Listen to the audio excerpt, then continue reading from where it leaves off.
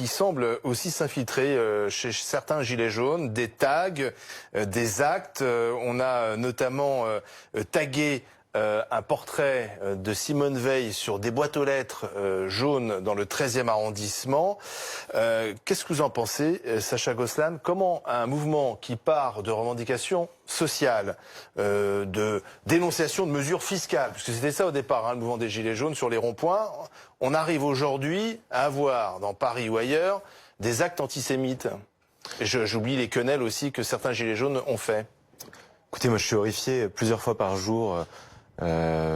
Depuis ce week-end, on entend qu'il y a des tags, des dégradations à caractère antisémite, le mot Juden qui est tagué sur la vitrine d'un magasin au cœur de Paris, des croix gammées taguées sur le visage de Simone Veil. Je suis horrifié, il y a un état d'urgence de l'antisémitisme. Le Premier ministre a rappelé qu'en 2018, il y avait une augmentation de 69% des actes antisémites.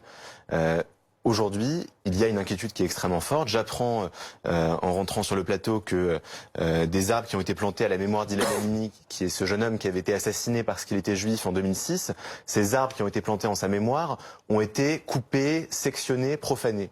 Donc il y a un vrai sujet. Et la commémoration, c'est dans 2 jours. Hein, c'est mercredi, commémoration a lieu, ça fera 13 ans qu'Ilan Halimi est mort. Oui, donc il y a un vrai sujet aujourd'hui avec l'antisémitisme, de la même manière qu'il y a un vrai sujet avec l'homophobie, ou avec le racisme, ou avec le sexisme. Et comment expliquer que ça soit lié au départ à un mouvement social, cet antisémitisme? Et pourquoi est-ce que ce serait lié, excusez-moi, mais en fait le tag, en tout cas, où il y avait écrit Juden sur la vitrine, après il a été montré que ce n'était pas lié, c'était la veille. D'accord, mais Enfin, quand on voit... il faut être précis. Mais je ne parle pas de ce tag, je parle par exemple de Macron lié aux Juifs, ces tags sur le portrait de Simone Veil. Bien sûr, soyons prudents tant que les enquêtes, mais enfin ça fait quand même beaucoup d'actes antisémites commis dans un contexte particulier. Alors je compatis tout à fait à ces actes antisémites qui sont horribles. Je les condamne complètement. Mais il ne faut pas faire d'amalgame avec l'ensemble des Gilets jaunes qui n'est tout à fait politique et pas du tout antisémite. Donc il peut y avoir un amalgame. N'importe quel excité peut mettre un gilet jaune et puis faire ce qu'il a envie. Il y a des partisans de l'ultra-droite qui sont reconnus, qui sont connus au service de police, qu'on a retrouvés avec les gilets jaunes. Des personnalités connues je ne sais pas quelle est la responsabilité des gilets jaunes là-dedans. En tout cas, ce que je constate, c'est qu'aujourd'hui, sans faire d'amalgame, et je pense que la question n'est pas de faire d'amalgame, n'importe qui peut porter un gilet jaune. Exactement, on est d'accord. Par contre, ce que je constate, c'est qu'aujourd'hui, il y a un niveau d'antisémitisme qui est extrêmement élevé, que les réactions sont beaucoup trop faibles, qu'on ne peut pas se contenter uniquement de tweets ou de petites réactions de la part de responsables politiques de tous bords, mais qu'il y a une urgence à agir. Et en l'occurrence, je n'entends pas beaucoup de gilets jaunes représentatifs condamner ces violences. Je suis très heureux de vous entendre les condamner. Oui, mais je les condamne. Vous pouvez compter sur moi. Je suis très heureux de vous entendre les condamner. Je pense que c'est extrêmement important. Tout à fait. Voilà, j'appelle l'ensemble de la société à se mobiliser, gilets jaunes ou pas gilets jaunes. Mais il se trouve que depuis plusieurs mois, on voit bien qu'il y a une banalisation de ces actes-là. On voit bien des gens applaudir Dieudonné sur les ronds-points. On voit Hervé Ryssen porter un gilet jaune et faire la une de Paris Match avec. On voit des individus qui tentent certainement d'infiltrer ou d'instrumentaliser ce mouvement. Moi, je peux comprendre des revendications sociales qui me paraissent tout à fait légitimes, mais je ne comprends pas ces passages à l'acte violent. On peut s'arrêter un instant, par exemple. Voilà, je parlais justement de ce qui s'est passé le 10 janvier. Donc là, c'est un élu qui est visé, Bruno Suder. Donc on est devant chez lui et il y a donc là clairement des tags antisémites liés à un député En Marche en pleine crise des gilets jaunes. On peut sans faire d'amalgame se dire qu'on est dans un climat particulier. Les attaques contre les institutions de la République, elles sont devenues beaucoup trop fréquentes. Il y a encore 2 jours, le domicile du président de l'Assemblée nationale a été incendié. Oui, mais on peut pas savoir qui a fait ça aussi.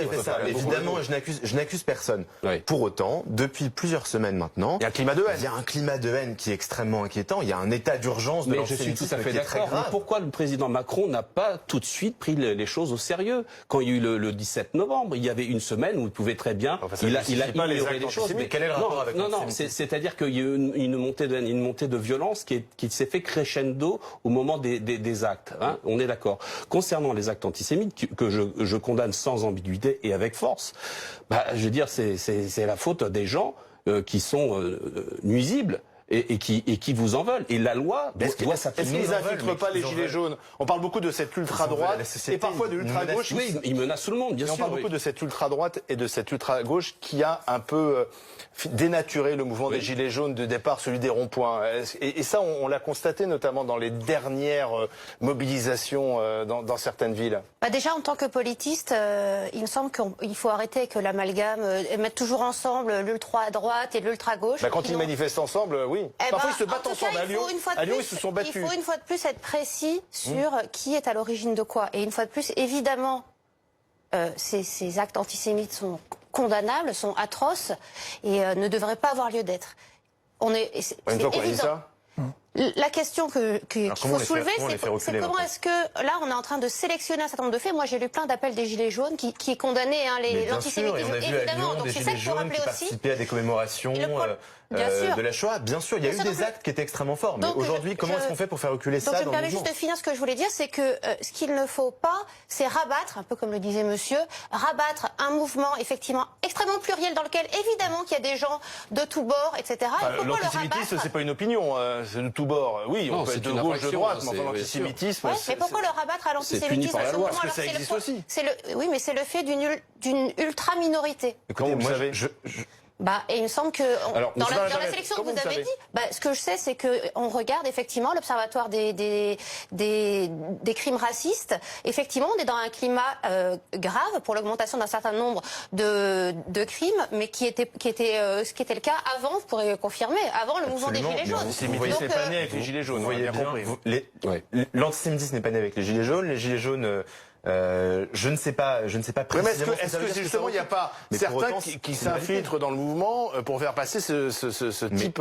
Mais très certainement. Quand on voit Dieudonné porter un gilet jaune et faire des vidéos avec des centaines de milliers de vues chaque semaine et qu'il continue à faire des spectacles, quand on voit des gens comme Alain Soral, comme Yvan Benedetti, comme Hervé Rissel qui sont dans ces mouvements, c'est pas des pros emblématiques du mouvement. Très bien, mais en tout cas ils essaient d'instrumentaliser le mouvement. Et moi ce que je dis c'est qu'on n'entend pas suffisamment de gilets jaunes.